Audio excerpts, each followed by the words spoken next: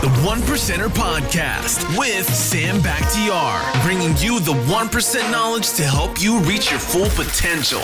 Learn what it takes to rise above the 99% and become a 1%er. Hey, what's going on? It's Sam Bakhtiar with a 1% Podcast, and today I have a very special guest, Joe Semaan. What's happening? What's up, buddy? Thank you so much for coming over to the Man Cave. Thank you, man. Thank you. So Joe and I have known each other for about a year, a little bit less than a year. About a year or so, yeah. About a year or so. Mm-hmm. That's right. And we have some mutual friends, and I know you are a sales coach. Right. You're a business coach, and you have a hell of a story.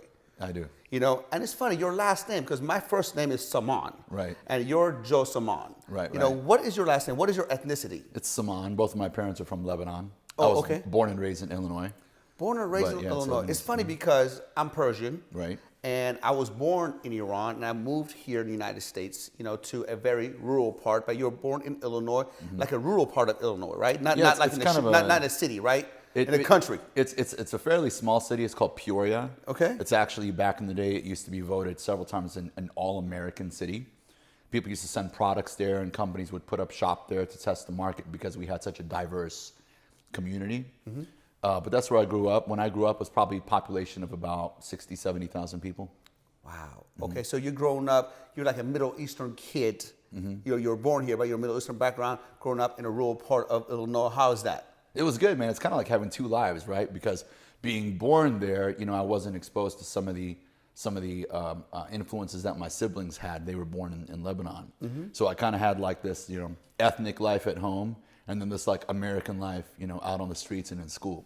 So it's a little hybrid, a good blend. That's cool, man. I mean, I remember when I moved to the United States, it was a whole different story because I was born there. I didn't speak the language. Right. My clothes were different than everybody else's. I went to school, everybody was making fun of me. But you fit right in because you were born there. Right. You had, you were American during the day at school, right. And then you were Lebanese, at home, right? Yeah, I had a little bit easier. I mean, my parents came here, you know, got to work right away. You know, they leave their family back home. They travel thousands of miles, and you know why they do that. It's to educate and raise and provide for their kids.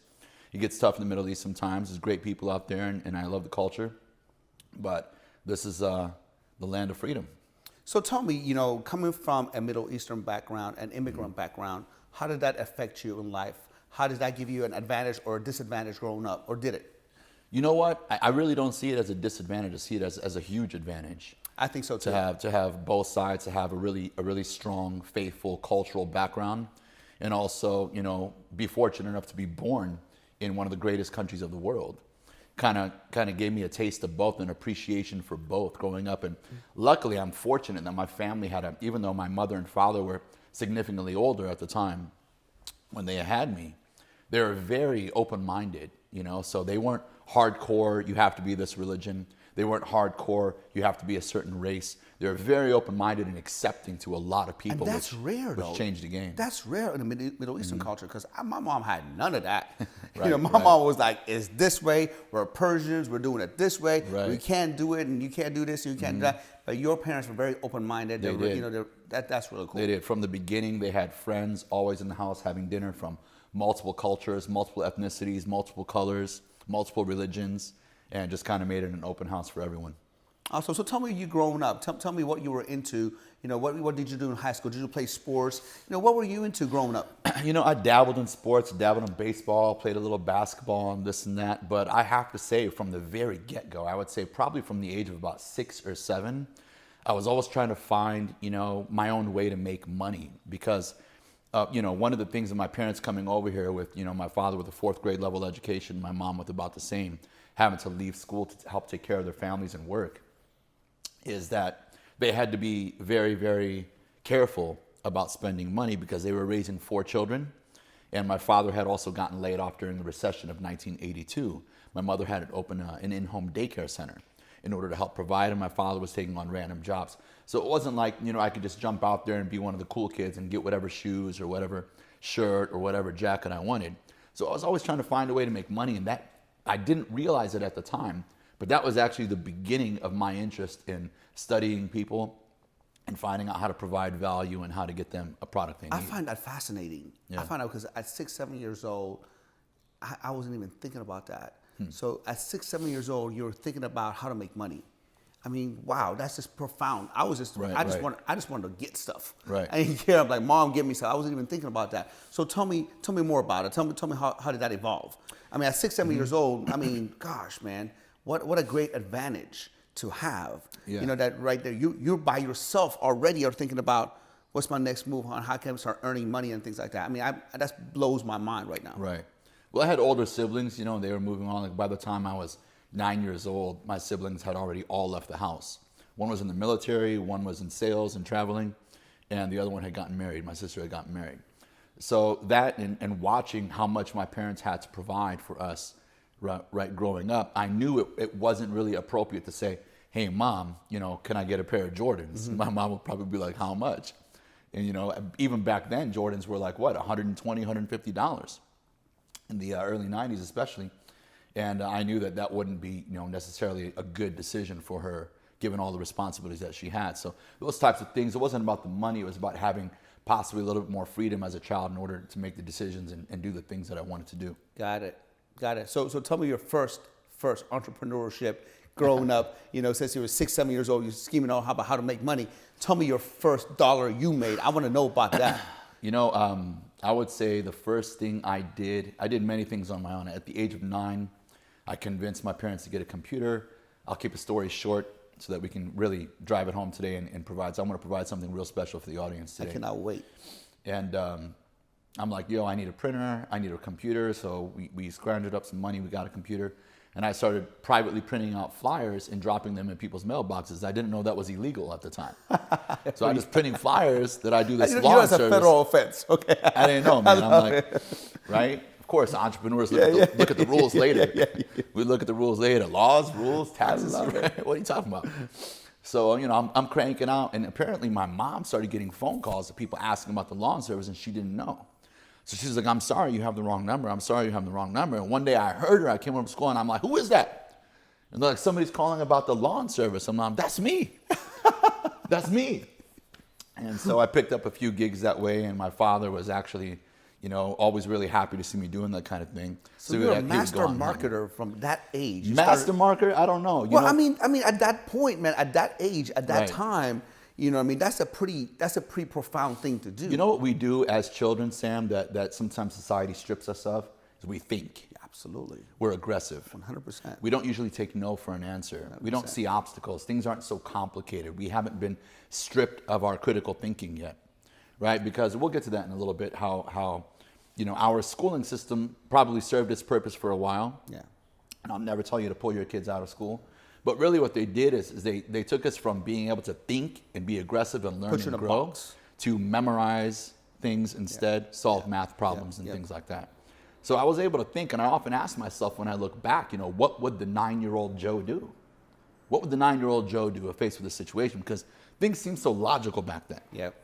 You get it? Yep. So, and that's kind of like the beginning of and then it was a detail shop that I started, and then I got a job at the mall at a jewelry store, and then just one sales job after another. You know, it's funny, man. I always say that, kids are the greatest salespeople in the world. Mm-hmm. You know, because, I mean, like, I give you an example. Like a couple of weeks ago, I ran out of toothpaste. And I'm like, you know what, I got to quickly stop at Target to get some toothpaste, right? Right. So I went there with my 2 girls, my 5 and a 9-year-old girl, and I said, we're going to go to toothpaste. We're going to go to Target. Please don't ask for anything because we're not buying anything. You already have everything. Right. So that's just what we're going to do. So we're walking down the aisle. My 5-year-old grabs this. Daddy, check this out. This is the new Hatchimal Babies, and it's golden. And when the water drops on it, it goes away and does this. And he gives me all the description. And with the enthusiasm with his eyes, can you buy it? And I'm like, there's no way I can say no. There's no way. So after I give him a lecture before walking to Target, I go get a toothpaste and I buy 8 toys. And I'm walking out, I'm like, what the hell just happened? And I just thought about it. Kids, like you said, they're persistent. They don't take no for an answer. They don't care about being rejected. And they're so enthusiastic about whatever that they want. And that's something that we lose as adults. We do. Kids are closers for sure. Not only that, but kids remember things that already influence you. Yes. And they stack them. Oh, yeah. They stack them. That's one of the things I teach in Domination Selling. I have a whole curriculum called The Unarguable Close. And I talk about these little principles that used to come to us naturally and are even more important in today's society because of how often people are sold. They don't want that feeling of being sold. Kids know how to do that. So it's called domination selling. Domination selling is one of my curriculums. You know what? You know, how can I get my hands on it? I mean, honestly, I've been wanting to study more and more in sales. Like I get all the sales books and all that kind of stuff. But I love the way you do things. I mean, I follow you on Instagram. I'm a big fan of yours. Thank you. And I see the stuff that you post and all that kind of stuff. And I just love the way you have a no BS approach to things. You know what I mean? So how can I get my hands on it? Is it something I can go online and get? Well, first of all, coming from somebody at your level, man, what a major compliment. Thank you. What a major compliment. That means a lot because, as you know, the challenges that we have in life, it's really important when the key people help to lift you, because not everybody's going to do that. So thank you for that. Of course. How can you get your hands on it? Well, you're my homie, so just ask. Okay. I'll shoot you the link. It'll probably be on a very popular training platform pretty soon. Oh, okay, awesome. You know, and then later on, for the audience that wants to, you know, get their hands on it, maybe you can, you know, give me the link. I can put it on the show's notes, and they can go in there and get it on. Because I'm telling you right now, man, you know, I cannot wait. I know you're coming to speak to all of our top producers in our organization. That's right. You know, everybody's so fired up. Everybody's so pumped up. They can't wait. Good. You know, and I'm fired up because I want to see you in your element. I'm gonna kill it. You know what I mean? I have no doubt. I want to see your element, man. I'm getting goosebumps right now thinking about it, and I can't wait to that. You know, to the moment that you're gonna come in and dominate. I can't wait for people to get to know you more because you bring a whole different dynamic and approach to regular way of people have been selling the same old. It's a whole different approach and dynamic, which is I think such a breath of fresh air to this industry. You're right. You know, every time I visit with the sales team. Any sales team in any industry, I've mentored over 20 industries now, over 350 companies. I mean, like you worked with some big names. Can you name some of those? I've worked with a few. Microsoft. I've done, keynote at a Microsoft event. I'll tell you what struck that. I've done some private behind the doors coaching for Bank of America. I've done a pretty large workshop for the Equinox personal training management team here in California. I've done Wells Fargo. And many, many, many others, right? Some of them, there's privacy clauses. They don't want, necessarily the public to know that there's a master closer coach, working with their people. So I have to respect that, of course. And this is the first year I've really, in 13 years, decided to go public with what I'm teaching. Well, you know what? I think you're doing a world a service because we need to know this information. You know, and honestly, I think by you keeping it a secret, you know, it's a disservice to the world because you're definitely bringing a whole different dynamic than the same old that's out there, you know, and all that kind of stuff. So go ahead. Yeah, you talk about people getting comfortable, and that was really part of it. Is I got kind of comfortable because it was interesting. You know, the whole reason I got into coaching to begin with was, first of all, I had a moment of self-honesty in my own sales career, and it was the beginning of a massive awakening. So I'm in at this time. It's 2000. When I moved here in 2002, it was kind of an overnight decision. Out from Chicago. Yep. And it was just, I'm living paycheck to paycheck.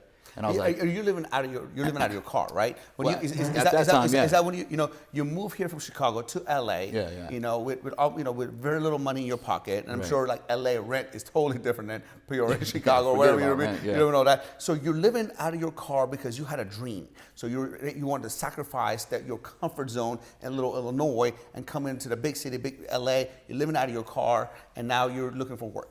Yeah, I mean, the dream was actually in the form of pain, which I'm sure you can relate. Oh, gosh. Because, I always say, pain is the universe's way of getting you to make important decisions. Absolutely. And I was frustrated, man. I mean, I got a good job in Chicago, and I made some decent money at the age of 21, 22. And when you're 21, 22 and you make decent money, what do? You spend it. You blow it. I've done it. Right. And I come from a pretty generous family, so I'm always like, let me take care of you. Let me get your dinner. Let me help out a friend. And so forth. And then 9/11 happened. I got laid off from the tech sector, and I was working 3 jobs just to try to float the bills that I had. The apartment, the car payment, the BMW that I had to have, right, and everything else. And at that, I was just drained, man. I was just paycheck to paycheck, paycheck to paycheck. And on top of that, you wake up in the morning in Chicago in the winter, and it's like 6 degrees outside. Depressing, you know what I mean? I'm like, what the hell? So I'm like, if and you're broke and you're freezing. So I said, if I'm going to be broke, you can be broke anywhere. Might as well be broke in Southern California. Might as well. And I got a phone call from a friend, and he's just checking on me. And he's like, man, I love it out here. It's beautiful. It's sunny. Everybody's making money. The girls are hot. Just one thing after another. And I hung up the phone. I woke up the next morning, and I said, you know what? I'm out. Yeah. So I made a 2.5-day drive. About 48 hours later, almost an overnight decision. And because I was out of money and out of credit and didn't know anybody, I just slept in my car for 4.5 months. I mean, here's what separates you from the 99%. Here's why you're a 1%er. Because you are willing to give up comfort for something greater. You're willing to go through pain. Look, you're already in pain, right? You're already in pain. But you know what? It can't get any worse than that. But also pain for me, pain is staying the same. For me, pain is the same. I'll tell all my crew, right? I can be in a little apartment, 400 square feet. All I want is a bed, a bathroom, and a computer and some books. Right. I'm good. Right. As long as I'm growing, I feel alive. Or I can be in this mansion. And if I'm staying the same, I feel like I'm dying. Dude, that's what it is. By the way, when we're saying pain, we're not talking about like people like stabbing us and inflicting pain. We're blessed at the same time. I had my health. So sometimes the blessing is the pain. Yes. The blessing is the pain. And you mentioned growth. So a lot of people don't know how to recognize that type of pain. It can lead to divorce. It can lead to stagnancy in your business. It can lead to stagnancy in your health. And the way I see it is, if you're aware of things, if it's instilled in you, or if you have to learn it, it's when you're stuck and you can't make progress, that's when you get frustrated. And if you don't know how to channel that energy and recognize that it has to do with you, no one else, if it has to do with you and no one else, then you start taking it out on other people. You start taking it out on other people. Your husband, your wife, your family, your brother, your sister, your boyfriend. If you lack personal growth, or you're not happy with things, or you're not happy, it might mean that you lack personal progress. Well, I couldn't agree with you more. Yeah.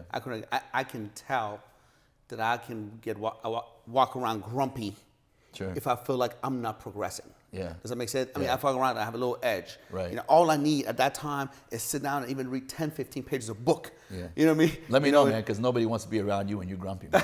Especially when I'm dieting, right? Especially when I'm dropping carbs, man. You don't want to be around me when I'm dropping carbs. Right. So you came to Cali, you're living in your car, so finally, you struck something. What was that? So right away, I leveraged my relationship with that one friend, and I decided, look, from the age of 15, working out has been really important to me.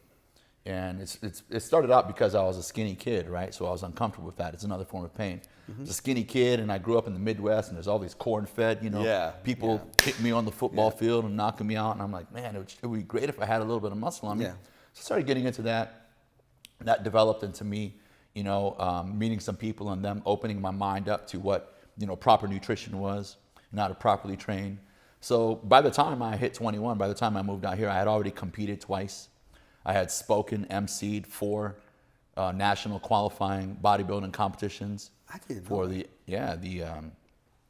NPC and the National Gym Association, NGA, which was an all-natural association. And so I knew if I got a job at a gym, because I understood the chemistry of working out, right? As you talk about being a 1%er, it's all things, not just your career, not just your family, not just your faith. You've got a whole plan for that, right? Right. Faith, family, et cetera, et cetera. Yep. And I was like, let me get a job at the gym because the gym has showers.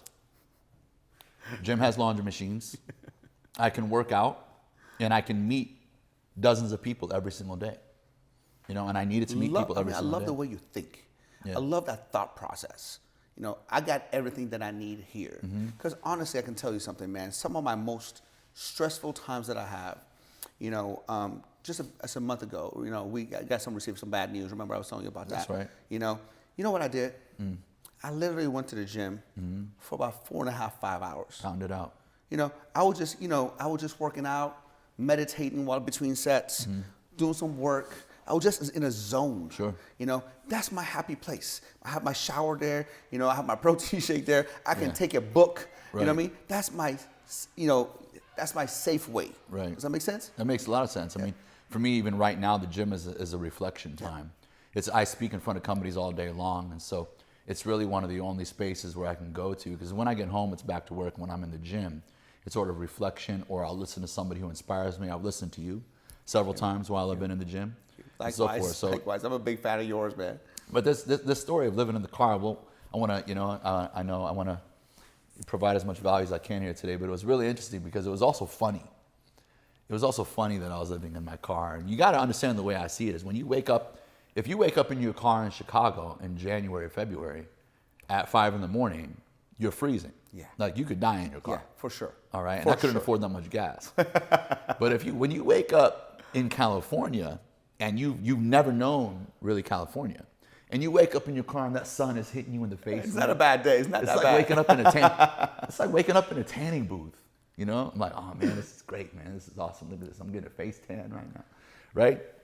The only thing that I had to do is I kept changing the location of my car every day, so nobody would find my car, because it was kind of beat up and it was filled with clothing. And one day the GM of the gym actually walked by my car and he goes, "Man, Joe, you need to clean your car, man."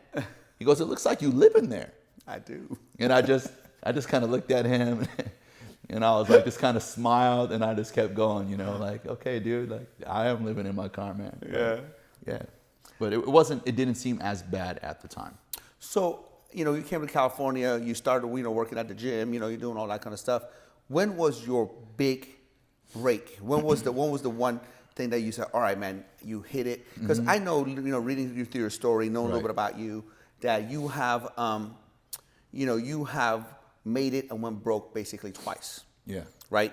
Tell me about that. So that was the first big one, right? Moving here. Yes. And hitting rock bottom. Intentionally, I could have easily gone back to my family and said, yo, I'm going to live here for a while.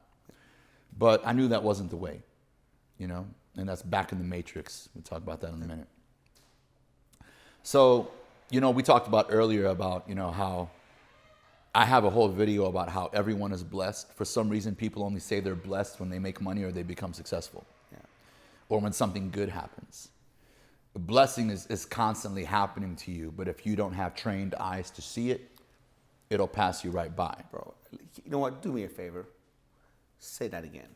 I need to take that in, because I'm telling you right now, you just struck a nerve with me. Sure. Because some of the worst times of my life, where I was crying and I was asking God, right, why me? Why me? Why? Yep. And I was refusing to accept. It was God's ways of pushing me in something greater than I wanted. And I can go on and on and on and on, but it's your show. Yeah. But I want to hear that again. Well, I'm going to have you on soon, so I can't wait. We can do this all day. So yeah, man, it's like blessings are constantly happening today. All of us, all of you guys in here, you probably have in your environment 12 to 15 blessings surrounding you, but you might not see them because you're not looking for them. 100%. So what happened was I met a few people, and a couple guys kept, kind of keeping in touch with me. It's kind of like, when you see, you guys have seen this before, you see a good person out there, you're kind of curious about them, something's not right, but at the same time they're cool and so forth. So they kept reaching out to me, and by this time, this is fast forward now 3 months, I had been working for a really big health club chain. They promised me, if you hit number 1 in this club, we'll promote you. So I hit number 1 in that club. By the way, that was the oldest club they had in the entire region. It was in La Mirada. And then they said, okay, so we're going to promote you. We're going to move to another club. The club they moved me to was in Norco. And I had no idea, right? And I'm still picturing Beverly Hills Cop, Axel Foley, Eddie Murphy when he rolls into Beverly Hills, all these little girls walking around with their poodles. And here I am in these out here in the Inland Empire. That's not the case. I rolled down my window in the morning and it smelled like cow manure, right? And I'm like, this is not Beverly Hills, man. Right? This is not what I had in my mind. But I worked at that club, and they put me against some sharpshooters. The sales manager was a really hot chick, and she was cool. The other sales team lead guy was like a local, went to high school there, knew everybody. So I was like, come on, man, you're gonna put me against Schwarzenegger in here, right? And so forth. So I started going door to door, racked it up, hit number 1 in that club, hit number 1 in the region. My first month there, And then they just wanted to move me to another club. So I knew that was a sign, right? That was a sign. Look, you did what you needed to do. You got a few $1,000s in your pocket now. You still can't get an apartment because you can't get approved, but hit the road. Something's waiting for you. And then I met a couple of guys who were like coming to the mortgage business. Now, if you remember at that time, the mortgage industry was booming. Once in a lifetime opportunity. We'll probably never see an era like that again, right? It was a dream come true. And so I was introduced to a team of about 12 to 15 people who I was blessed to meet. Met some really good leaders and some good people. And then continued to grow with that company. We became about 600 people and made several hundred thousands of dollars while I was there. Nice. Life changed a little bit. Well, of course. So tell me how life changed. Did you learn from your mistakes when you made it at 22? Or did you repeat your mistakes? So the environment is persuasive. Right. And I stayed pretty disciplined for about my first year and a half.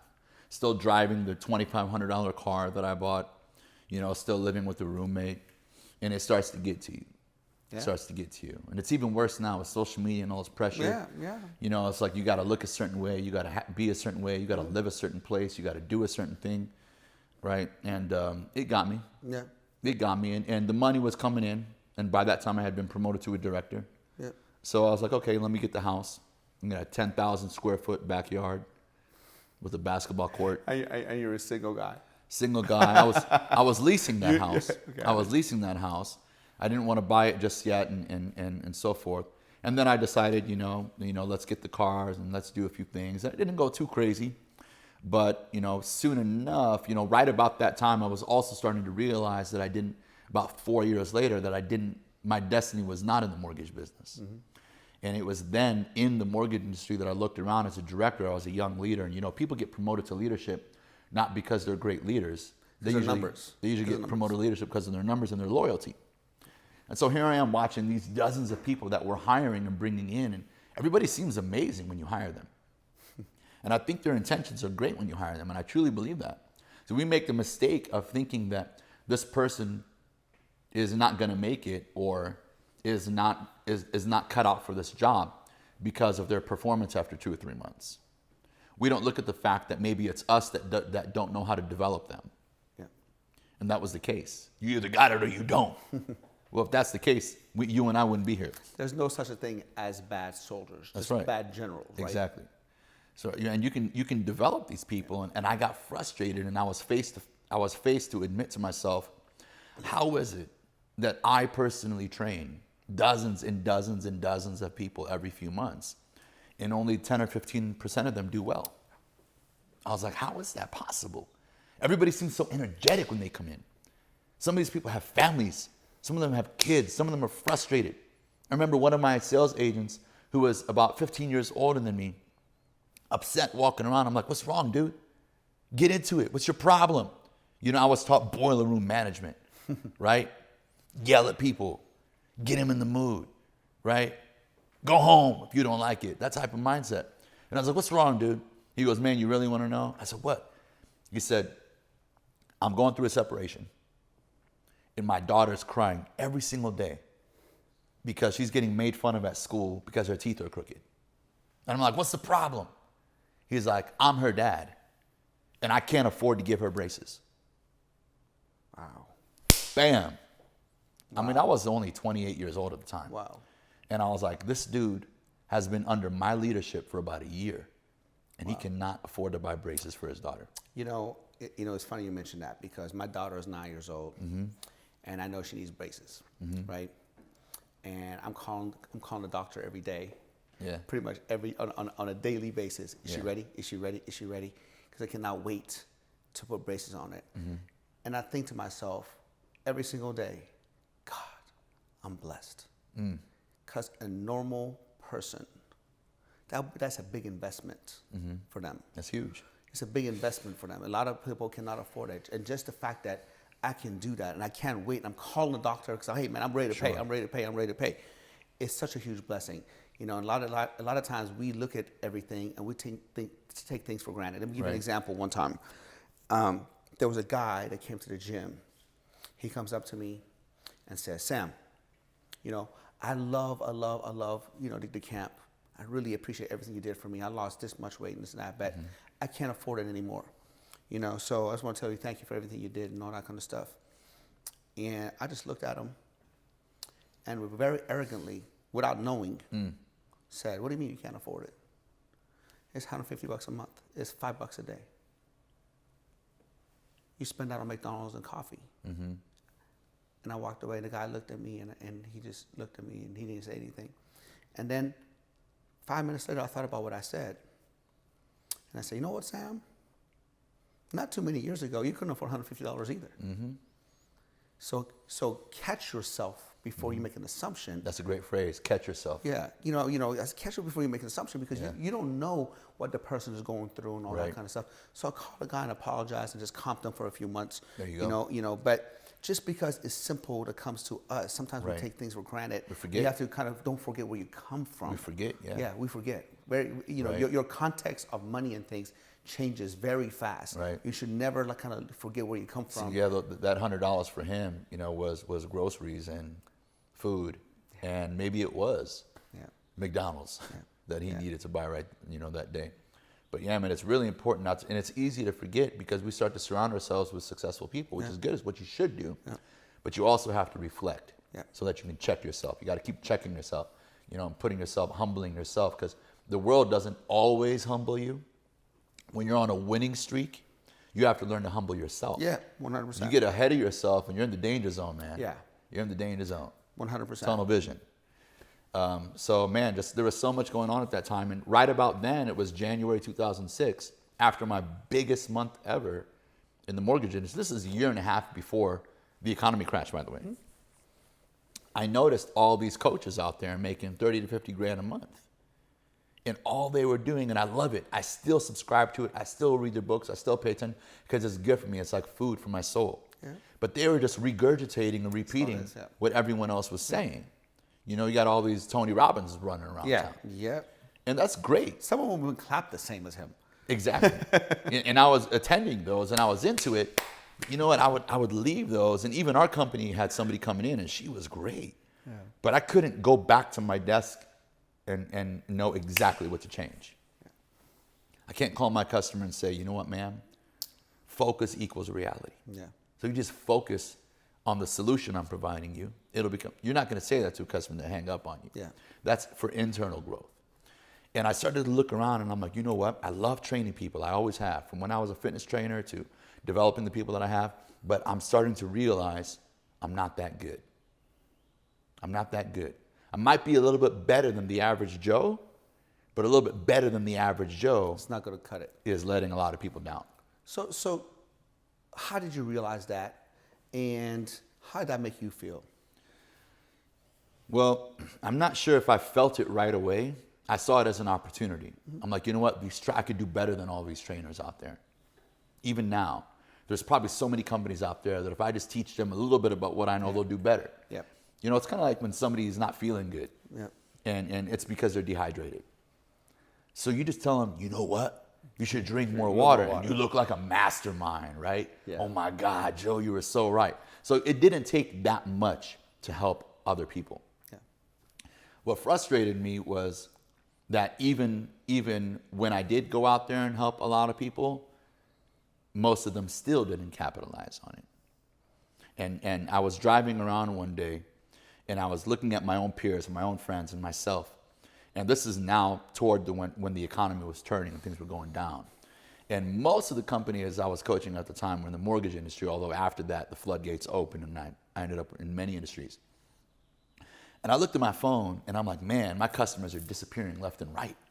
And if I don't figure this out, pretty soon my house will be gone, my car will be gone, and here we go again, man. And another roller coaster ride, man. What's up with this?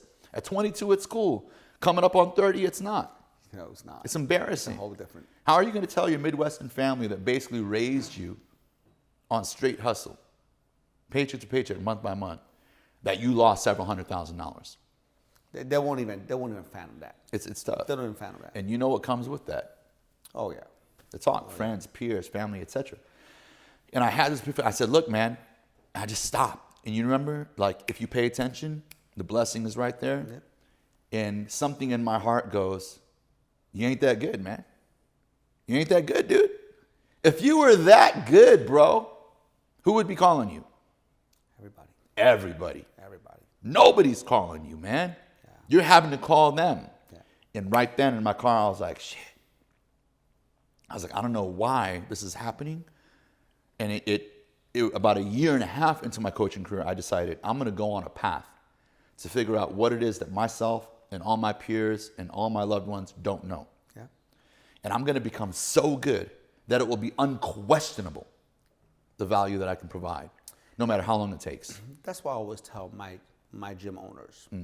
I said, look, imagine if every single person that walked to our gym got a major transformation. Bar none. Wow. Every single person that walked in, walked out, got a major, major, major transformation. Mm-hmm. Mic drop. We're done. We don't got to do anything. We don't have to market. We don't have to do anything. Right. It'll be a done deal. Yeah. You'll never ask for business again. You know. So what I told them, what I tell all my gym owners, all my franchisees, is this: we're in two business: relationship and results. Yeah. If you can provide results and relationship in this economy, yep, that's where the next. That's what it is. That's where it is. Because at the end of the day, just like you said, there are literally 1 million people just like you selling the same thing, right? Yeah. They're literally within every single one of my gyms. There's 100 gyms doing the same thing. Right. So what's going to differentiate you in this economy? One is a personal relationship that you're going to build with people. True. Right. And at the end of the day, it's the results that you're going to get for people. Right. Because if they know you, like you, and trust you, have a personal relationship with them, and you get them results. By the way, when you get results for someone, it means that you care about the person, not the paycheck. Absolutely. And that's, as you know, 99% of the people out there may say they care about the people, but you don't see it in the results. Because if you care about your client, man, you're thinking about them at 11 o'clock at night. Absolutely. What are they doing right now? Absolutely. Are they sleeping? What are they eating right now? What are they thinking right now? What's going on, right? I have that. I have WhatsApp groups with a lot of my clients because I'll think about them and my intuition will tell me somebody's slacking right now. Yeah. Somebody's tripping right now. Somebody's negative right now. And I'll just go, bam, I jump on there, bam, with the video and I shoot it out and you'd be surprised how many times people are like, dude. That was exactly how did you know, man? Yeah. How did you know? Exactly what I needed. And so I'm looking around at this environment that you're describing, and you said there's 100 of you out there, there's thousands, there's millions of you out there. And that's when I saw the Matrix, man. Yeah.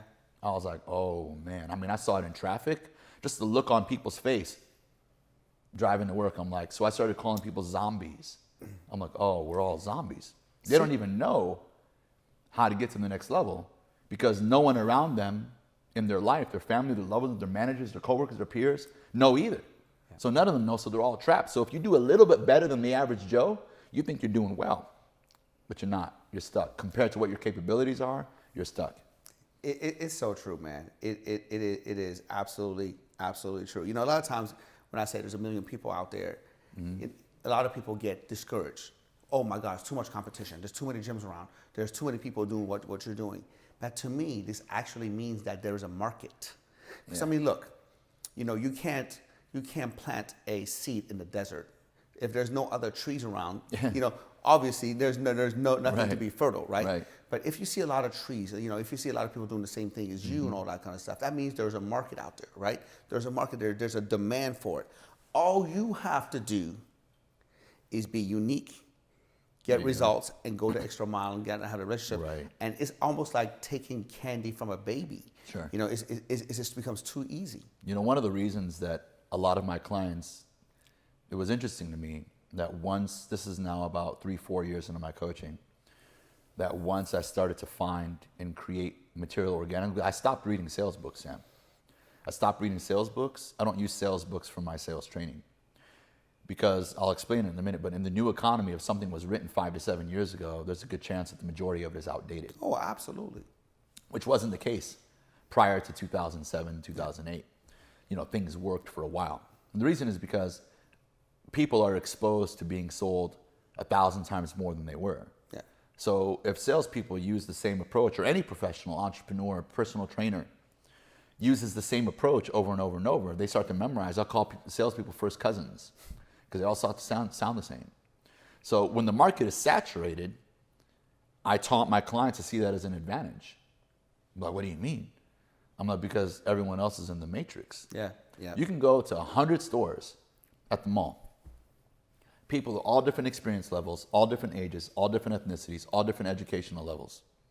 And they will use the same 5 lines to greet you. You can go to Gucci, you can go to Guess. What's one of the things that they say when you walk in the store? I don't know. I don't go that often. My wife goes there. Yeah, you got it good, bro. Hey, how's your day going? That's true. Can I help you find anything in particular? Are you looking for anything specific? Can I help you find a size? Would you like to start a dressing room? Okay, well, if you need anything, my name is Joe. I'll be over there staring at you. That is so true. That is so, now that I think about it, that is what they say. So imagine that in every industry. Yeah, it's kind of annoying, right? So now, if every conversation is the same, the customer cannot determine sincerity or value because all the experiences sound the same. So in the new economy, one of my new closing rules is the customer does not want the feeling of being sold. That used to be okay. Instead, they want to be understood and to understand in that order. So everybody's out there training about their product and how wonderful their product is, or their gym, or their rates, or their solution, or their service. What they should be training them on is communication. And the benefits, right? Benefits, not the features, right? Well, features and benefits are both part of the matrix. Got it. So we'll talk about how everybody wants to drive home benefits, but benefits don't sell. In fact, when you're I'm still trained the old way. Yeah. I'm still doing See, it things still the old way. works. Yeah. But the reason I call it domination selling is because in most industries you average an 8 to 15% closing ratio. Well, after 3 to 6 months, I have my clients averaging between 25 to 50% closing ratio. If for those of you who actually are in sales, you increase sales numbers by 5%. Yeah. That can mean millions of dollars, Yeah. in revenue. And that You used don't to be understand, cool. Gosh, man, that's when we track numbers and always say, hey, man, if we can convert 5% better, or you can sell 5% more, Right. that can, for us, is millions and millions of dollars. So that can be huge. Right. Huge. Yeah, I mean, in the beginning, just getting, these companies to have a 5 to 10% increase was cool. It made me cool. But what happened is I would get tapped out on how much I could teach them. So the relationship would be like 3 to 6 years. And by the way, by this time I decided no contract. No contract. They would say no contract? I said no contract. Why? I'm a sales coach, man. If you're not performing, why should I stay? So I can disappear anytime you want. Now I have clients with me for 3 years, 8 years, 5 years, no contract. So once I got to that level, I'm like, okay, that's cool. I got you to 5, 10, 15, 20% increase, but I'm still seeing a lot of people come and go, and I'm still seeing a lot of qualified customers leave. So what's next? And then I got into really, really deep modern psychology, not just psychology. But, I study psychology. Stop it, bro. Yeah. I'm talking about modern consumer behavior. Things that are constantly being released by the Gallup Foundation, Forbes Research, Harvard Business Review, all these organizations that Google, Facebook, they all pay for. And then also observing the market. Because if you work for 1 or 2 companies, or you're in 1 or 2 industries, you have good experience. Well, in the new economy, this might be the first time some of you hear this, experience is the slowest possible way to learn. I've read that actually in one of your posts. Yeah. Because experience is the longest way to learn, right? And it's so true. It's the slowest way to learn. It's so true. It's like, messing up and learning from it. Well, that's a hard way to learn, right? Yeah. So I talked about this. I was at a dinner table, and a couple of people who are dealers for Microsoft caught on to what I was saying. I created a concept called domination economy, new economy, old economy. And in the domination economy, you can no longer seek to be competitive, because if you're competitive, you're reacting to somebody else's success. True. Let me say that again. If you're competitive in a competitive mindset, that means you're reactive to somebody else's success. Do you think Amazon is in a competitive mode? Or are they in a domination mode? They're domination. They're innovating. So the 2 things that you have to do is you have to learn faster than anyone else. And in the new economy, we have access to be able to do that. But we were taught to learn slow. Where were we taught to learn slow? School. In school. All right. Gosh, man, I'm having so many aha moments right now. Yeah. Me too. I still can't even get over some. In my life, I know these things. It doesn't mean I have perfected implementing them. It's a practice. I'm practicing it every day. I still catch myself learning slow. I still catch myself using limiting language. I still catch myself using typical sales language when I'm scripting Give me for my some clients. examples of learning fast. So Give me some examples of learning fast versus learning slow. What's it, and how do you do that? yeah, so most people go by the principle of, oh, I learned something every day. That's kind of generic. Or I learned something at work, or I learned something new today.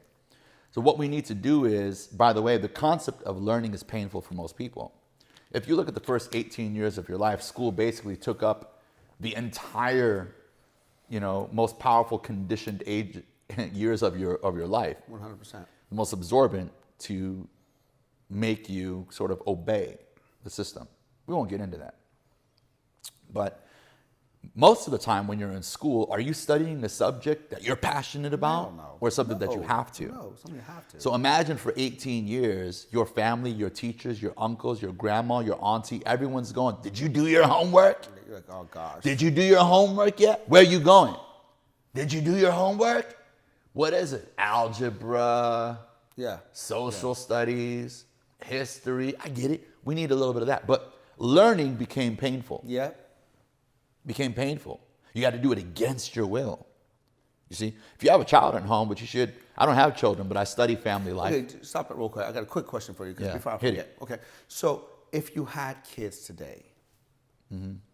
That's where I'm going. Okay, go ahead. I was like, how would you send them to school? How would you school them?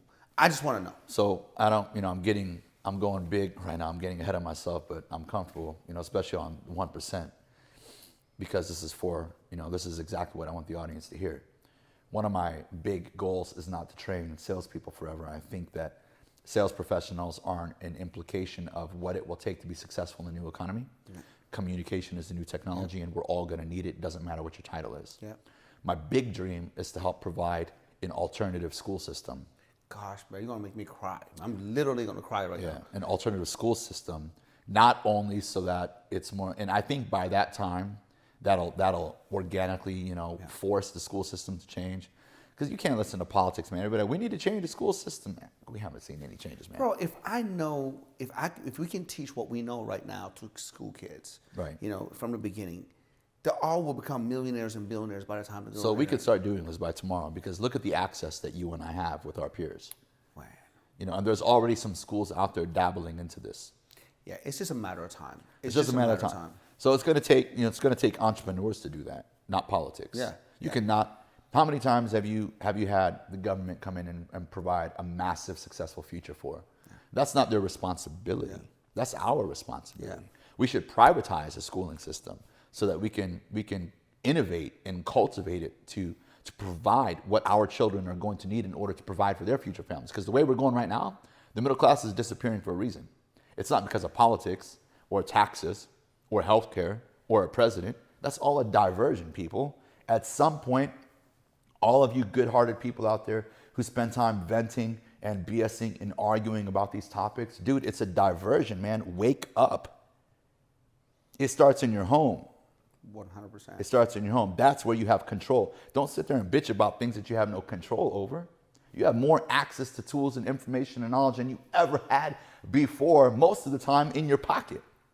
So just realize that that's a distraction. The responsibility to develop our people's future starts in the home, and that's with us, entrepreneurs like yourself and myself. Yeah. If I had a kid, people, you know how I cuss sometimes? It's kind of common among coaches, and a lot of people think cussing is bad. Oh, it's profanity. I'm like, no, man, if I'm cussing at you to degrade you or to disrespect you, that's horrible. I wouldn't want to do that. People just need to, stop, wearing their grandma panties and, and all that. And I'm so tired of, it's not politically correct, this and that. You got to be you. Everybody got a different style, man. Sure. I'm not going to change my style. You don't have to change your style. Right. Somebody asked me recently to speak at their event, and I said, hey, just so you know, this is how I speak. Go look at some of my speeches. I can't modify it because then I won't come out as genuine. Yeah, it's not you. You know what I mean? Right. And, I 100% agree with you. You emphasize. Absolutely. You emphasize and exaggerate and entertain. Yes. So I'll give you an example when I will explain to this, because we're both men of faith. And so, in some regards, we're taught, well, that's sinning. And I'm like, I think God, or whatever you believe in, understands your intentions. And I said, you want to know what profanity is? Profanity is not when you drop an F-bomb or this, that, to emphasize or to stress a point. You could use other words and insult people too. Absolutely. You can call a kid an idiot, dumb, stupid, slow, right? As a profanity, the way I understand it, is when you tell a 10-year-old child that they are not going to be successful because they got a C in math. Yeah. Profanity is when you have a 15-year-old who's struggling with school and you tell him that he has ADD, dyslexia. Wow. What? That motherfucker is an entrepreneur. Yeah. Get him out of there. Yes. So here's what I would say to my son. Yes. You don't have to get an A in this class. Yeah. You just have to prove to people that you can do things that are tough for you. If you get a B or a C, I'm okay with that because I know you're good at other things. I know you're good at other things. But if you put in the effort, you put in the time, then I'll reward you for that. If you don't put in the effort, you don't put in the time, I'm not going to reward you. What I mean, it's common sense, right? Ooh, common sense is hard to find. I know, yeah, but let's look. We're in the 21st century, man. Who believes in that anymore? Oh, get straight A's. I know so many people with straight A's that didn't do anything. A lot of my friends were straight A's and didn't do anything. That kind of stuff. The most important thing is that, like you said, is the effort and willing to do the job and do it in a timely manner. Right. But oh my God, we definitely that whole school system has to change. Yeah, the whole idealism. 1/3 of your life you're wasting learning stuff that you have no interest in. And like you said, you said something. I never fell in love. I hated reading school. Mm-hmm. Now you just gave me an aha moment because at school I hated studying. Mm-hmm. I hated reading because I was studying and reading stuff that I did not want to read. Right? And now if you come to my house, you're here, you go, I have a library. And my spa, my massage is how fast can I come home? I can open up a book and I can start reading this. Because you get to choose. Yes. You get to choose. The stuff that I'm interested in. Sure. Now let's say, a child is really interested in something. They may not choose to read because they associate reading with studying in school. And that's pain. And it's pain. Yeah. Right. Now it's not everybody. But you can kind of see where we're going with this. You can kind of see where they're going with this. And we have to get over that phase. Now, right about, we're going into like that whole matrix mentality, which we're raised in. Everyone around us is in the matrix. Very few people even understand when they're in the matrix. We know what we're doing. Some of the companies that I mentor have been in business for 15, 20 years or more. They're successful.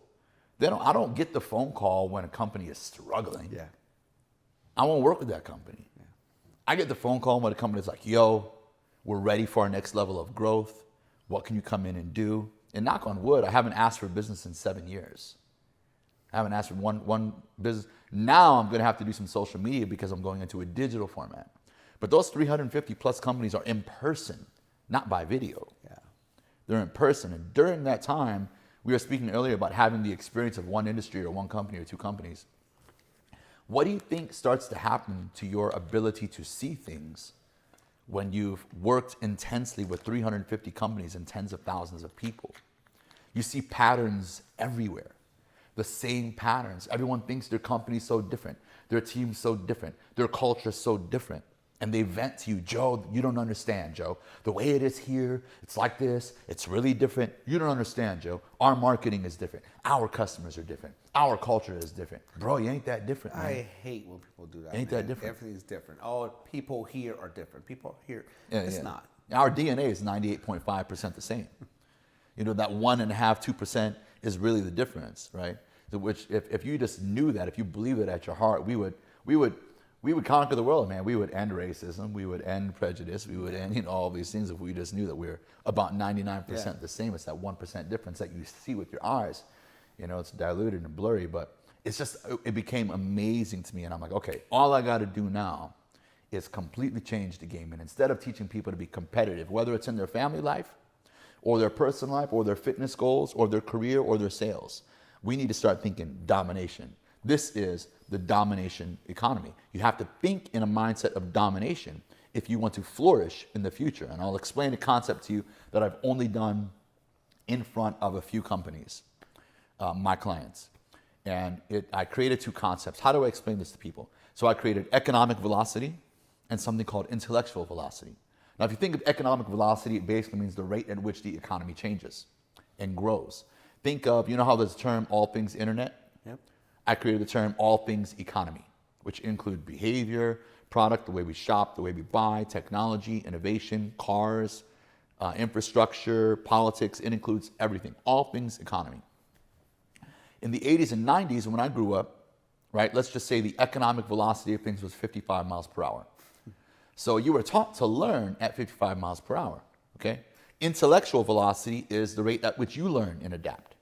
Now let's go to the 90s. Economy speeds up a little bit. Things are changed a little bit. Now let's call it 75 miles per hour. 2000s, 100 miles per hour. After 2008 into the new economy, exponential changes in speed. Yeah. But people still learn at 55 miles per hour. Listen to me. That's why the middle class is disappearing. It's because they learn at a rate that's so slow, they can no longer provide massive value in the new economy. Wow. It doesn't matter. You're an attorney, engineer, doctor, nurse, assembly line worker. You're a dinosaur. You're a designer. You're a dinosaur. You're a graphic designer. You're a marketer. I mean, guys, you see, when you're trapped in the matrix, you don't pay attention that billion-dollar companies are disappearing overnight. If a billion-dollar company is trapped in the matrix, you don't think you mofos are too? Yeah. Yeah. See what I'm saying? No, yeah. So it's a whole different level of thinking and nature of thoughts and progress. So what I mentioned to a few people here recently on some, I've spent some quality time with some of our friends and been on a few podcasts lately. And I said, we need to normalize learning again.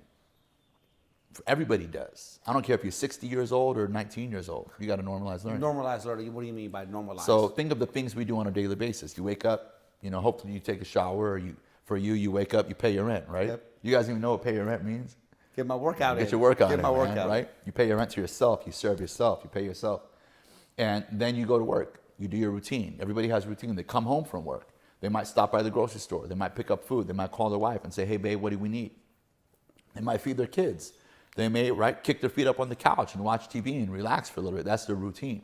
Well, somewhere in that day, it doesn't have to be every day. For me, it's about 4 days a week. Mm-hmm. They need to budget about 30, just like you budget for a workout, just like you budget for a lunch, just like you budget time for a dinner, just like you budget for whatever your hobby is. You now need to spend at least, I'm going to say, 3 to 5 hours a week minimum learning in whatever areas of life are a priority for you or will move you forward. Wherever you need to make progress. You got to keep doing that, especially in your career. That's part of my to-do list every day. Yeah. To put 1 to 2 hours of just learning and research on a topic that I'm the most interested in. It's part of my to-do things. And that's actually a way of keeping yourself young. What percentage of people in this country and the world do you think do that? I know you know the answer. 1%. There you go. And here's the thing. I mean, less than 1% probably. Probably. I mean, it's the same thing. Like we were just talking about it earlier. Most people buy a gym membership, and they go a little bit, and they don't go. Most people buy the books, and they put right on the shelf, and they think that's just because they buy a gym membership, outside through osmosis, and just a gym membership, they're going to get in shape, or they're going to get a benefit, or get the book. And from osmosis, the book's going to go in their head. No, man, you actually got to just. That would be cool, though. That would be cool.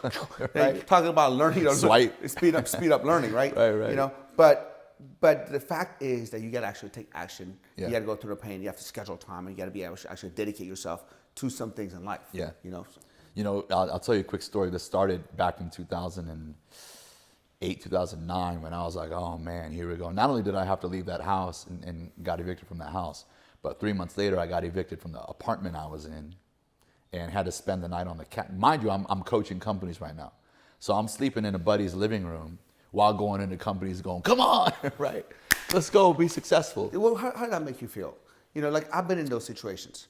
I've been in these situations before, man, especially in 2008 and things like that. I was helping people out and this and that, and I was going broke, and I kind of felt like a hypocrite. Yeah. Kind of felt like a hypocrite because I'm coaching other people while my bank account is overdrawn, and I'm telling myself, wait a second, you know what I mean? Maybe I need to listen to my own, listen to my own thing, and be able to smoke some of my own exhaust and some of my own. Yeah. How does that make you feel? How did that make you feel at that time? During that time, it's a combination of things. Being fortunate to have a strong upbringing, being fortunate to see parents make it through tough times. I had become resilient. I had already lived in my car. The only thing worse than that maybe is a box. I don't know, right? Or under a tree, I don't know. But I taught myself to break down very fast and build up very fast. And I remember this one time I was sitting in that apartment knowing that, my roommate bounced. I don't blame him. At that time, it was like everybody for himself. The economy was rough. And I remember this one night, because I had learned to hold in my emotions. This one night in the shower, probably about a week before I had to leave, and I just collapsed in the shower. I wasn't thinking about anything. I just collapsed, and I just sat there in the shower crying for like 20 minutes. Like, what is going on? What is happening? Where did all the time go? Where did all the money go? How embarrassing is this? People are already talking shit. I can hear it already. My credit is shot again. What's happening? Where am I gonna live? What is it? I'm laughing because I'm just I know buckling, man. I've been in the same place. Yeah. And I let it out. Let me ask you a question, man. Real quick before you go. I know a lot of times when I'm going through stuff like that, man. I break down when I work out. Yeah. I've literally broken down in tears working out because I know you're a big workout guy. You stay in amazing shape, and I know that's one of your big things of how you stay on top of your game. For so sure. is mine. But there was times that I'm going through. I'm in my sanctuary. I'm working out, and my pain I'm break down and start crying. And I don't know about you, is some of my best aha moments. Some of my best, like wow, it's almost like I went to church and I got relieved. From that. Has that ever happened to you? You know what I think? We're going to have to work on this and perfect this a little bit so we can explain it properly. But I think what we've taught ourselves to do is when you rise and fall and rise and fall and rise and fall, you teach yourself to remember the sacrifices. Yes. Whether it was your parent or the tough time or something you learned or someone who has passed or, something you could have done better. Many times, even in business, I think about how I used to talk to people when I was a sales director. At 27 years old, what right did I have to be degrading people? I was a caring person, but I didn't have a strong self-worth. And I think about these things, and they create emotional momentum. They create emotional momentum. Momentum. I think subconsciously, I intentionally reflect on those things to keep my ass in check. It's kind of like the Rocky movie, the Rocky scene when Apollo died and Rocky's driving the Ferrari and he's remembering, Apollo died and he's grinding through the gears and he's reflecting the whole thing. That's that's the kind of feeling, that's the kind of moment, emotional, emotional muscle you get. I love that. Love that. Yeah, we need that. I think, there's so many. Wouldn't it be great if we taught a class on that? That when you go through a tough time, it's part of your story. Learn how to use it and channel it to fuel yourself. I mean, look, you can. A lot of people play that over and over again. Because this happened, because of this, I'm here. Because of this, and I'm sorry, and I hate, hate that. It's repetitive. But my whole damn family, because this happened, because we're here. Because they use that as a fucking excuse. It's all because of this and because of that. And when I hear that, I just run the other way. When I hear because, you know why? Because I'm like, oh shit, I gotta get out of here. I automatically have to turn shit off. I gotta go the other way because I'm gonna start going off on somebody when I heard that. Why, instead of saying that, hey, I'm glad this happened. That's why I'm here. If this didn't happen, I wouldn't be here. So use that pain, to catapult yourself rather than staying down and playing a fucking victim like most people do. If there's at least 90% of your audience right now. First of all, if somebody's tuned in to this show, they're already onto something. Or they're doing well.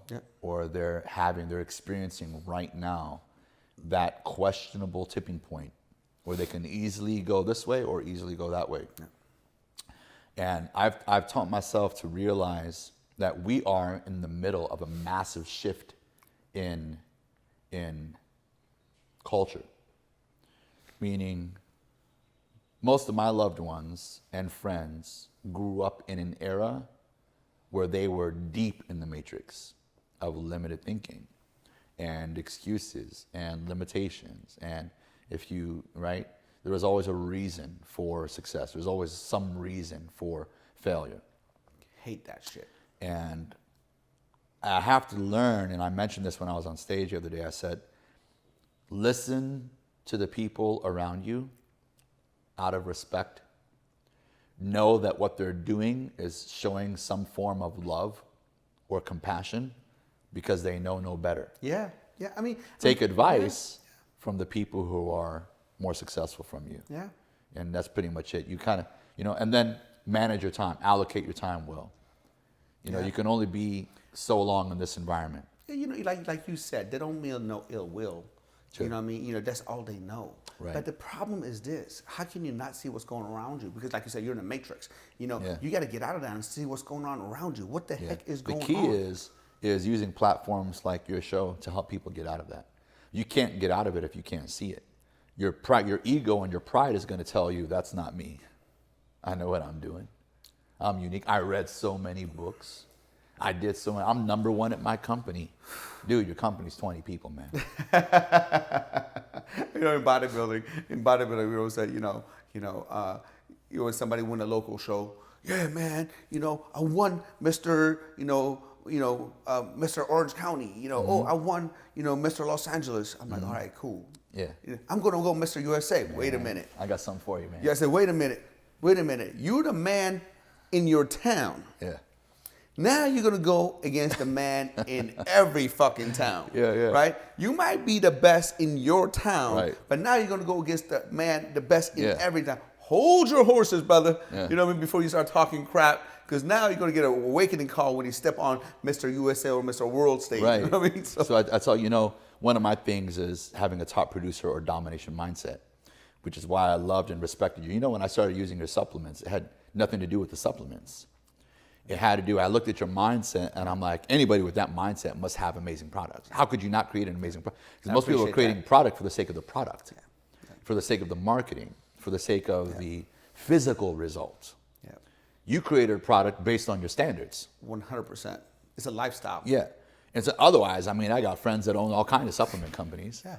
That's go to the store. It's nothing unique. Right. But I'm like, I'm not even going to look at the formula. Yeah. So the top producer mindset is very similar to the 1% mindset. It's not something you did. It's not a paycheck you made. It's not a trophy that you have on your wall. It's someone you are. Yeah. So when you say I did, or I was, or I had, imagine somebody interviewing at your company. I was a top producer at this company. I was a top producer at that company. Let me tell you something, bro. Top producers don't fucking interview. They don't interview. You're like me. You were a top producer during the perfect storm. Yeah. Like in the economy. Yeah, exactly. The economy was perfect. The environment was perfect. My life was perfect. Yeah. My abs were perfect. When the fish are jumping into the boat, man, then you can't say I'm a good fisherman. You know what I mean? And then you wonder why. You wonder why your life's a roller coaster ride. So it's funny, but it's very serious for some of our listeners right now. It's like, because you're in that roller coaster too. Yeah. And if you're choosing to be an entrepreneur or you're in business, basically you want to get paid based on your performance and your personal progress. This is really, really important to you. Now, at the time, I didn't have kids. But for those of you out there that have families, you can't be having these roller coaster rides. I have something called a respect score. A respect score. I love that. Look, what's your respect score, man? Because listen, people aren't talking, but everybody knows, man. When you're doing well, everybody knows. Yeah. And when you're not doing well, everybody knows. Yeah. Your respect score is based on progress. Have you ever seen, I don't care who you are or how many haters you have, more people respect you when you do well. Your family respects you when you do well. Love and respect are two different things. Yeah. You can love somebody and still not respect them. It happens all the time. Yeah. How is it that you have 68% divorce rate in some places in California? You never loved that person? See people talking hatefully against each other? Dude, you used to love that person. You know what it was? You don't respect them. Yeah. You lost respect. Same thing in the business world. Same thing with self-respect. It's just that principle is so powerful. What is your respect score? Wow. Yeah. Wow. I definitely need to dig more into that, man. Right. I mean, how do you increase respect score? How do you increase respect? Well, it starts with self-awareness, first of all. Yeah. You have to be honest with yourself, and you have to go, what are the most important areas in my life? Are they my job? Are they my family? Are they my kids? Is it my health right now? Yeah. and you focus on those areas, because you can very easily get caught up with a million distractions. Yes. And if it's your health, let's say it's your health and it's your career, your income.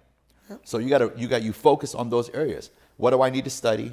Who do I need to associate with? Where do I need to be? Also, during that process, what do I need to eliminate? What do I need to cancel out? Who do I need to limit my time with? Who do I need to X out? And so forth. So you have to modify things, but people get scattered they have so many things that they think, you know how people, you know the idea of stress? People, I'm so stressed. I'm like, you mean you're busy? Don't confuse busy for stressful. First of all, stress is a man-made word. It's amazing how much money the pharmaceutical industry has made on that word. You're not stressed. I hear family members, oh, it's just stressful. You mean you have a family and responsibilities? So you're busy. Yeah, last time I checked, I thought that was a blessing. Yeah, yeah. You see it as stress. It's an easy word, man. It's an easy word to misuse. And I always tell people, most people are stressed because they're unorganized and they don't get shit done. Yeah. When you're unorganized and you're all over the place, you run from one thing to one thing, you don't get shit done, this shit piles up, then you're fucking stressed. But it's normal shit that you're not getting done. And tough things happen, man. There's some messed up situations out there. I'm stressed because I need to do laundry. Well, if you'd have time that you assigned a time and a place for it, you would have done your laundry. If you prep your meals, you don't have to take an hour to drive to go. It's a whole cycle. And it's unfair for us to speak so profoundly on these topics when there are some people who may not have had access or have not had the right influences or are just getting started. Yeah. Because we made a lot of progress. We weren't like this from day one. I'm still, there's so many areas of my life, Sam, that I'm like, oh man, I got to work. Oh, I got so much to work on. But for what it is. But it started, but the thing is, you're aware of it. You become aware. You're aware of it, and you become aware of it. Yeah. And we want from this platform for people to become aware of it, because it's not like they don't want to do it; they're not aware of it. And once you become aware of it, I was talking to my team earlier today and yesterday about it. It's like once you become aware of it, it's almost you're flying in a higher frequency. And when you see somebody who is not aware of it, you're like, wow, they don't get it. You have to understand that you haven't been there all the time either. And it's your choice for you now to uplift them and show them the new altitude. Right. When you study the top 1% of the 1%, I've done research on this through Gallup and many others, and 98% of people plan their life according to they're reacting to their environment. Yeah. The 2%, the other 1%, are aware of their capabilities, and they have ups and downs. They do fairly well. Let's call that, an upper middle class mentality or a fairly successful, pretty happy person. The top 1% of the 1% do, and you've heard this many times because we share knowledge, do it because of who they are. And if I wanted to translate that into a language everybody can understand, how you have, and I know we'll wrap this up in a little bit, I've had those moments at night when I'm tired and everything seems to be okay. And I know the audience, if you listen to me carefully, you have those moments where you're like, what's going on in life? Where am I at? What am I doing? Am I happy? Do I have the right job? Is this marriage right? How am I going to raise these kids? How am I going to pay? You have these moments like, oh my God, right? When you have those moments, not only is that a gift, that frustration, but what I found it really meant for me is during that time, what I'm doing on a daily basis is not in proper alignment with my highest values and rules. So my highest values and rules. I need to be a better provider. What I'm doing is not allowing me to be a better provider, right? I need to have more fun. What I'm doing is not allowing me to have personal time.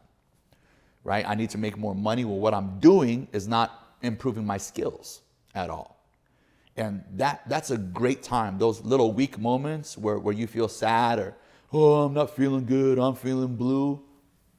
Wake up. That's your moment of opportunity. There's your little blessing. That little button's being pushed. Yo, dude, your mom, your single father, your homie, wake up. Yeah. Somebody's trying to tell you, if you're faithful, God is trying to tell you that you are capable of more, and what you are physically doing and focusing on right now in your life is not in alignment with what you're capable of. Yeah. So make the adjustment. Yeah. So really quick, I want to talk to you a couple of things before we wrap everything up. Yeah. So you talk about haters and people talking shit, right? Yeah. Does that ever stop? Does that bother you at some point? Does that bother you at some point? And how do you deal with it? I hope people not. are doing that. So About 2.5 years ago, when I noticed I was procrastinating to grow my business again. And I'm like, why do I feel so lazy? And I thought one day, you know what? Every single time I went into beast mode in life, shit talking was a major part of it. Doubt, hating. And hate is a word. Shit talking, people talking shit about you? You know, it's not necessarily about me. It can be in different forms. It could be somebody doubting you. It could even be a family member saying, get a job. What are you doing? It's a recession. Yeah. You get it? You're not going to do that. What do you mean? What do you mean coaching, training? What are you doing? Yeah. You see what I'm saying? It comes in many forms. And I noticed when that happens, if you are honest with yourself and you trust yourself to go after what you really, really feel. You know, people say, oh, I dream of one day. Dude, stop confusing dreams for vision. You're having a vision. Yeah. Stop saying, I dream of one day, because dreams seem like fairy dust. You see what I'm saying? People will try to limit that vision.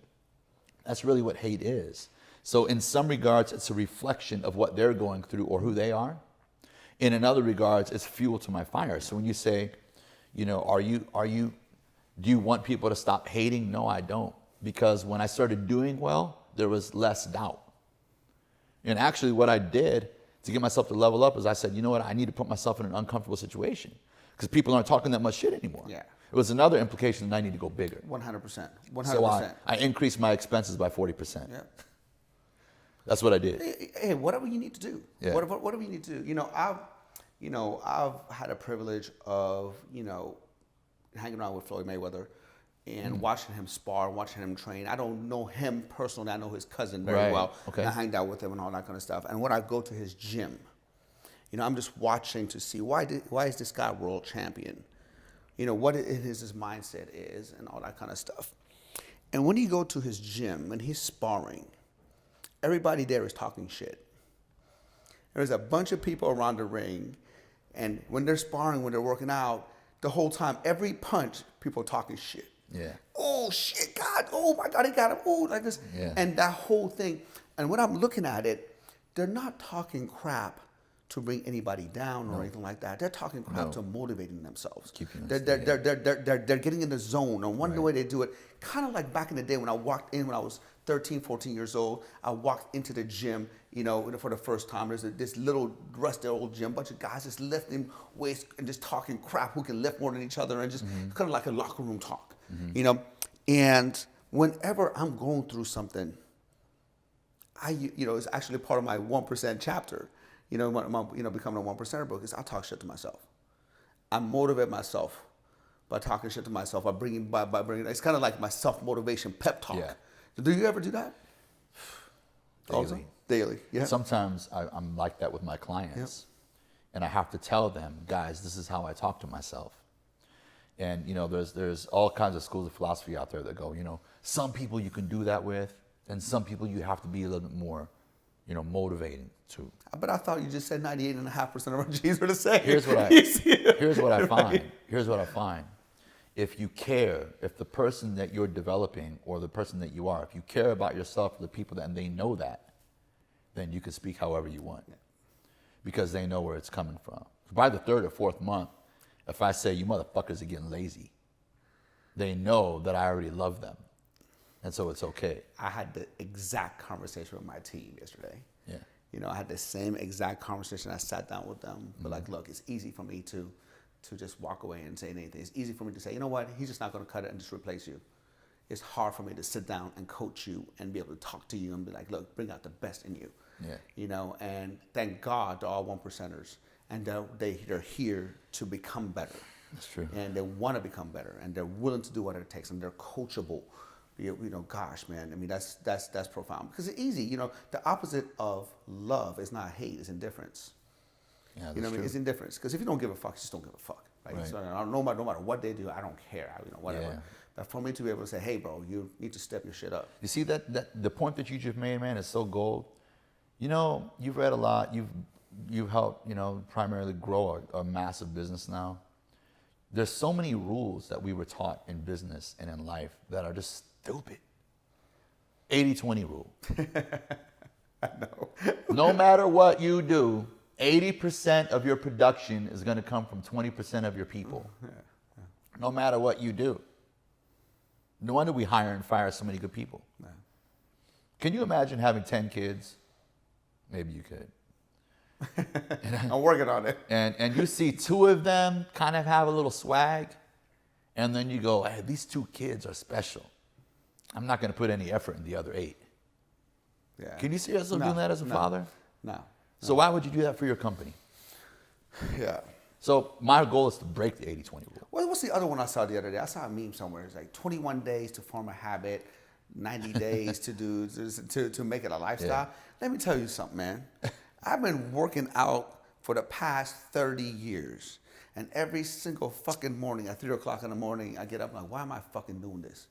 You know what I mean? But I get up and I go in there at 4 o'clock in the morning, I work out. It's not like it's a lifestyle, it's this and that, man. Right. It's a lifestyle because I've chose it to be, and I still got to work on it. It's easy for me to become part of your identity. It's easy for me to hit the snooze button, go back to bed, cuddle up with wife in a nice warm bed, and be able to be by the fireplace. People are like, 21 days. Everybody's trying to give it a number, man. It's not a number, man. It's your will, it's your obsession, is what you want to do, what you want to make out of it. It's your life. Make your own number. Don't fall into a box. They already put us in a box for 18 years you were selling. Yeah. They already put us in a box for 18 years. Oh, study this, do this, turn this and this and that. And now they want to give you 80-20 rule, 21-90 rule, what the fuck they're talking about right now with the 21 days is lifestyle habit, whatever it is. You're right. You know, you and I have seen people do it overnight.